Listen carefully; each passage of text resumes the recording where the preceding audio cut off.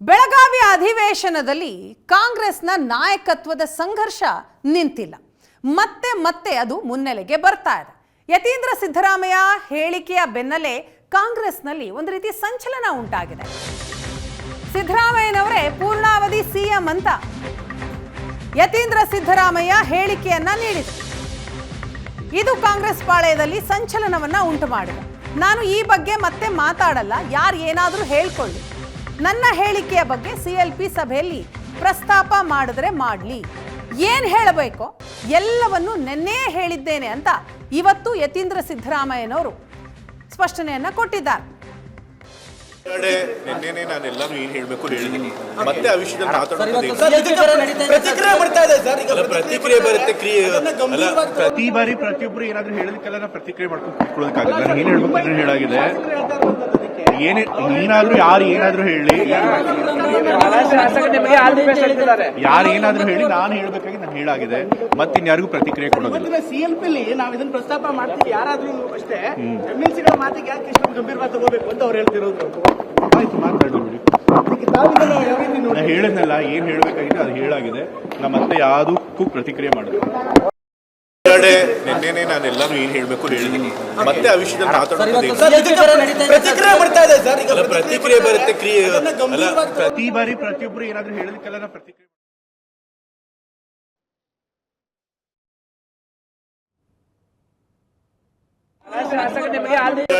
ನಿನ್ನೆ ನಾನೆಲ್ಲಾನು ಏನು ಹೇಳ್ಬೇಕು ಹೇಳಿದ್ದೀನಿ. ಮತ್ತೆ ಆ ವಿಷಯದಲ್ಲಿ ನೀವು ಹೇಳದಂತ ಹೇಳಿಕೆ ಸಾಕಷ್ಟು ಸಂಚಲನವನ್ನ ಮೂಡಿಸ್ತಾ ಇದೆ. ಹೇಳಿದ್ದೀನಿ, ನಾನು ಏನು ಹೇಳಬೇಕು ಹೇಳಿದ್ದೀನಿ. ಮತ್ತೆ ಅದ್ರ ಬಗ್ಗೆ ಇನ್ನ ಚರ್ಚೆ ನಾನು ಮಾಡೋದಿಲ್ಲ ಅಂತ ಹೇಳಿದ್ದೀನಿ.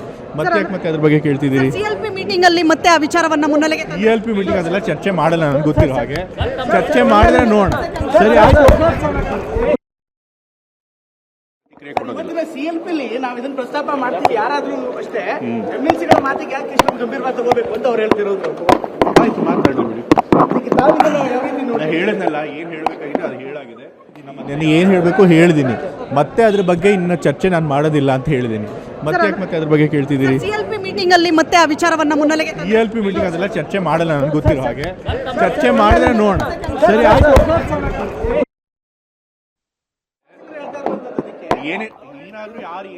ಯತೀಂದ್ರ ಸಿದ್ದರಾಮಯ್ಯನವರ ಇವತ್ತಿನ ಮಾತಿದು. ಏನ್ ಹೇಳಬೇಕೋ ಅದನ್ನ ನೆನ್ನೆನೆ ಹೇಳಿ ಆಗಿದೆ. ಮತ್ತೆ ಮತ್ತೆ ನಾನು ಅದನ್ನೇ ಹೇಳಲ್ಲ. ಯತೀಂದ್ರ ಸಿದ್ದರಾಮಯ್ಯನವರ ಮಾತಿಗೆ DCM DK ಶಿವಕುಮಾರ್ ಅವರು ಪ್ರತಿಕ್ರಿಯೆಯನ್ನ ಕೊಟ್ಟಿದ್ದಾರೆ. ನನ್ನ ಮತ್ತು CM ಮಧ್ಯೆ ಯಾವುದೇ ರೀತಿಯ ಭಿನ್ನಾಭಿಪ್ರಾಯ ಇಲ್ಲ. ಯತೀಂದ್ರ ಏನ್ ಹೇಳಿದ್ದಾರೆ ನನಗೆ ಗೊತ್ತಿಲ್ಲ. ಯತೀಂದ್ರ ಹೇಳಿಕೆಗೆ DCM DK ಶಿವಕುಮಾರ್ ಅವರ ಮೊದಲ ಪ್ರತಿಕ್ರಿಯೆ ಇದೆ. ಯತೀಂದ್ರ ಬಳಿ ಮಾತನಾಡ್ತೇನೆ, ಯತೀಂದ್ರಗೆ ನೋಟಿಸ್ ನೀಡುವ ಬಗ್ಗೆ ಮಾತಾಡೋಣ. ಹೈಕಮಾಂಡ್ ಬರಲು ಹೇಳಿದ ದಿನಾಂಕ ಬಹಿರಂಗಪಡಿಸಲ್ಲ ಅಂತ DK ಶಿವಕುಮಾರ್ ರಿಯಾಕ್ಟ್ ಮಾಡಿದ್ದಾರೆ. ಆವಾಗಲೂ ನಮ್ಮದು ತಿಳಿಯಿದೆ. ನಾನು ಚೀಫ್ ಮಿನಿಸ್ಟ್ರಲ್ಲಿ ಯಾವ ಥರದ ಭಿನ್ನಾಭಿಪ್ರಾಯ ಹಿಂದೇನೂ ಇಲ್ಲ, ಇವತ್ತೂ ಇಲ್ಲ, ಮುಂದೇನೂ ಇಲ್ಲ. ಅವ್ರು ಏನು ಹೇಳಿಕೆ ಕೊಟ್ಟಿದ್ದಾರೆ ಅನ್ನೋದು ನನಗಿನ್ನ ಅರ್ಥ ಇಲ್ಲ. ಅರ್ಥ ಆಯ್ತಾ? ನಾನು ಅವ್ರ ಹತ್ರ ಮಾತಾಡ್ತೀನಿ.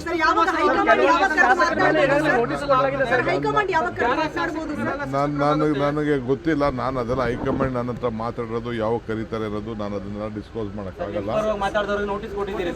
ನಿಮ್ಮ ಪರವಾಗಿ ಮಾತಾಡಿದವ್ರಿಗೆ ನೋಟಿಸ್ ಕೊಟ್ಟಿದ್ದೀರಿ? ಮಾತಾಡ್ತೀನಿ, ಖಂಡಿತ ಮಾತಾಡೋಣ.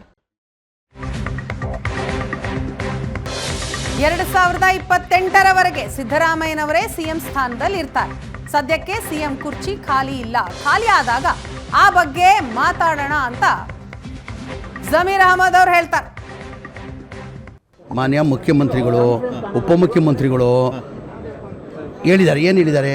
ನಮ್ಮ ಹೈಕಮಾಂಡ್ ಹೇಳ್ತಾರೆ ಅದಕ್ಕೆ ಬದ್ಧ ಅಂತ. ಈಗ ಯಾವಾಗ ಇದೆಲ್ಲ ಚರ್ಚೆ ಆಗಬೇಕಾಗಿರೋದು?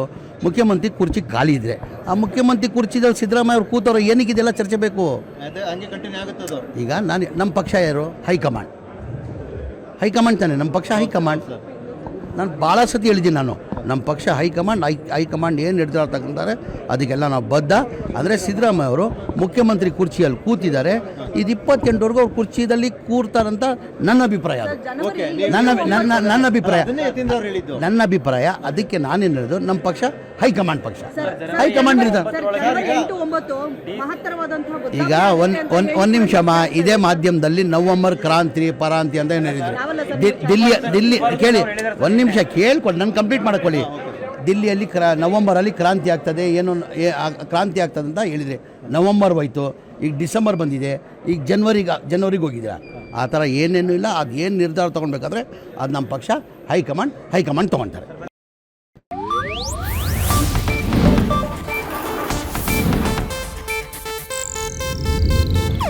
ಇದು ಏಷ್ಯಾನೆಟ್ ನ್ಯೂಸ್ ನೆಟ್ವರ್ಕ್ ಪ್ರಸ್ತುತಿ.